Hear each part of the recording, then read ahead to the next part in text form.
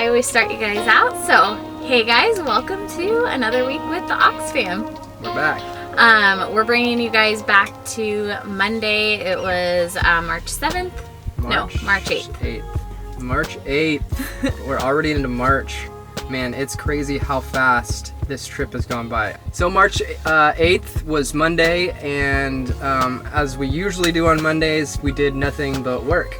Like we've said before, we're trying to get our social media all organized and streamlined, and that's quite a task, I feel like. Just to remind you guys, make sure you check out the links below in these videos, because there's stuff for you guys there. We've got discounts for Betty's and Clear Source and Shower Pouch, everything from what we sleep on to what we clean with. So go check those out because you'll get discounts, and full disclosure, that helps us out too because we get a little kickback on all that stuff. So that, and then the Amazon affiliate stuff. So if you're shopping on Amazon, go hit our link, and then that'll bring you through our portal to give us a little kickback on whatever you buy, and it's no more expensive for you. It just gives us a little something. And we've been asked a few times now whether or not we have a Patreon, and we do. That's also in the links below. We don't have a whole lot of support on there, but those who do are our favorite people in the world. Thank you. And so thank you guys for helping to support us, because as we've said before, we're trying to make our life on the road a little more full-time, but that means trying to figure out ways to make money on the road. Enough about that. Sorry, that was kind of like a OXFamily advertisement. So now you kind of know what we do on Mondays, and Tuesday we had decided to leave Casa Caravan with Never Say Someday, and we were heading to La Paz. La Paz is about an hour away from where we're at currently in Todos Santos, so they have a Walmart there, so it's a pretty big city, like I was gonna say. And we stocked up on our groceries for the next few days, and so that kind of took up most of the day on Tuesday. That evening I made tacos for everybody and just kind of hung out and chilled because we had an early morning on Wednesday. It was the first time in Baja that I think I set my alarm for 5:45 a.m. and it was not fun getting up that early, let me tell you. And big thanks to Never Say Someday. If you guys haven't been kind of following along, Never Say Someday is kind of our Baja family counterpart, I guess is how you'd explain it. So the whole time we were down here, we were trying to connect, but they were quite a bit ahead of us. And they're a wealth of information. So if you guys aren't following them, go check them out, because if you have any plans on coming down near to Baja, their blog has it all. So if you guys ever come to La Paz and want to do a whale shark tour, we went through MEXPLORE Tours, which was amazing. They did a really good job, very informative.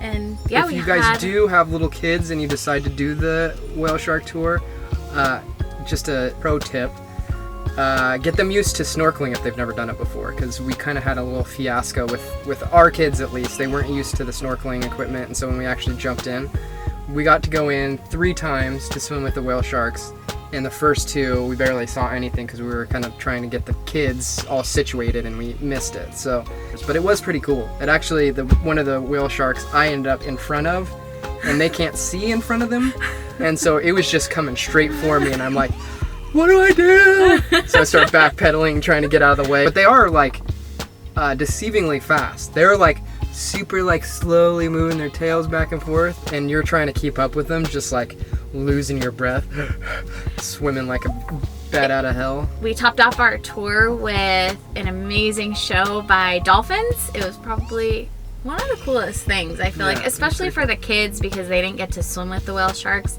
as much because of the snorkeling equipment, and so Marley was freaking out about the dolphins at the end. If I'm being completely honest, the whale shark tour for me wasn't the coolest thing I mean, it was a cool experience, but the water was murky, the kids were kind of crazy, so it wasn't like and I'm not a water person. I love being next to the water or on the water, but being in the water, unless it's really warm, the older I get, the more like I don't want to be in cold water. We had wetsuits on, and it was still a little bit like uncomfortable. Yeah, I'm a little pansy when it comes to the water, sorry. I loved it. I thought it was amazing. I wasn't cold. Once you jumped in, like your adrenaline started to go, and I don't know, I thought it was amazing. Yeah. So. But full disclosure, Dad thought it was mediocre, but the dolphin thing at the end was pretty rad. So, but yeah, the whole tour was good. Like Fran was saying, you have like a biologist with you, and so you get to ask questions, and she was going over all the different facts about the whale sharks. They have 2 penises. Bet you didn't know that. That's what Jason took away from I did. I was just jealous. I wish I had 2. But, and they're not even actually sure. They've never actually documented them mating, so they're not even actually sure how that works. I'm not sure either. But I know Do you 2 guys is better know than how 1. it works? Yeah. I think if scientists... If you guys know how it works, drop a comment below. There might be a scientist on there. You don't know who's watching us, right? That's true. Well, I'm sure they all know how that works. Maybe just not how it works with the whale sharks. Okay, don't drop comments if you know how that works. We don't need a million comments about. So, yeah, Thursday, you had decided to kind of bust out in editing? Yes, I wanted to bust out an episode, and I don't remember if I did or not. You worked on Thursday and Friday. So I didn't do it all one day. You did like 90% on Thursday, and then Friday morning you had a couple hours to do. So yeah, usually while he's doing his episodes, I'm doing laundry, which I did at the campground. I took the kids to the pool. They had a playground there. So those are the types of things I'm doing while he's editing and making sure the kids are alive. Yep, you do a good job of that. So yeah. And then Thursday afternoon, late afternoon, Never Say Someday decided to move on to their next location, which we are hoping to meet up with them at some point down the road. But they wanted to get to their next stop, so we had to say goodbye to them. Yeah, which was a bummer. That was kind of a bummer. And so Friday, I had to wrap up the rest of the episode, and we were staying at a RV park called Maranatha. It was pretty nice. Nice bathrooms, had a pool, and right on site they had this little cafe, which they had the best chai that I've had so far. And Fridays are always kind of a like up day, by like just because work's done, get the video out, and that's always fun getting the video out because we get to communicate with you guys, and you guys ask questions, and we get to kind of go back and forth. So Friday is always like kind of a positive, upbeat day, I feel like. And then we just kind of hung out that evening. And then Saturday, yeah, we got packed up and then headed into La Ventana, which is, well, we found out that it's Hood River South. So I think kiteboarding was invented in Hood River, which is right outside. Like Hood River? Yeah, like right outside of Portland. Oh. And it's like kind of a like world-renowned kiteboarding spot. In La Ventana, they call Hood River South, and so it's way better weather, way prettier than Hood River. Not that Hood River isn't pretty in a cool town, because it is. Visit there if you're ever in that area. But La Ventana was beautiful. Especially you really liked it. Yeah, I really like La Ventana. I mean, it was kind of windy there, but besides the wind, I feel like there was amazing palm trees, and the water was just so blue and green. I don't know, it was a fun little area. They had a lot of cool places. We didn't really get to explore it too much. We were only there for a couple days, but I feel like it's somewhere I would go back and kind of dig deep. They said in the summertime, the wind dies down, so I think that'd be a good time to go. Yeah, and I kind of wanted, like I said, I was kite curious. I wanted to kind of give it a shot, but then when I actually went and talked to him, I realized like it's an investment of time and money if you want to try it, because it's about, they say you need about 10 days to kind of get a handle on it, and that's about $1,000. So I was like, we're not here for 10 days, and I'm not willing to spend $1,000. So better luck next time. Maybe I can find a friend who kiteboards, and we'll try it that way. But yeah, we stayed at a little campground there, El Sargento. Yeah, right? El Sargento, right on the beach. So yeah, on Sunday was Jackson's 4th birthday, so March 14th. Yeah, we had the birthday party the previous week, as you guys know. He took a nap, and then after he got up from his nap that afternoon, we decided to go check out the hot springs down in El Sargento, right on the water. They were amazing. Jason, again, is kind of a chicken getting in the water, but they were super hot, and then you had the ocean water coming in and like the waves crashing, and the view was just incredible. I thought it was amazing. The view was amazing. The hot springs were like mediocre at best.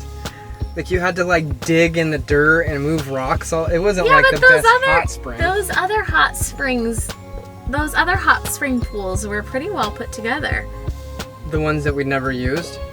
I used it. Yeah, it was kind of a weird hot spring situation, in my opinion. It was a weird, I loved it. Yeah, I think you like the view more.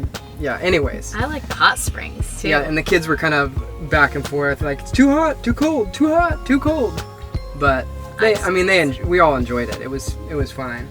And then went to grab pizza at Playa Central, which is like a kind of like it was kind of crazy. It was this big warehouse, and they have like games and stuff on the inside, and then it's also like one little corner of it has a kiteboarding school in it, and that's actually where I talked to the lady about kiteboarding and realized didn't have the time or the money. So after pizza, we were on the hunt for an ice cream sundae because Brian, one of our followers, had sent over some money for Jackson for his birthday to go get an ice cream sundae. And so thank you, Brian. We did not end up finding an ice cream sundae, but we went to this little cafe, bakery place, and they had cake. And so he got a nice big slice of cake. Him and his sister devoured the whole thing. Yeah. I literally looked at the cake and was gonna take a bite, and it was gone. Yeah. So thank you, Brian. We really appreciate you being so kind and generous and sending that over. Yeah. And that was Sunday. That was basically went and got cake, went back, and I think the kids watched a movie and we went to bed. That was a wrap for Jackson's birthday. Yeah, it was pretty low key, but I mean he had fun. We had fun. It was just a family day.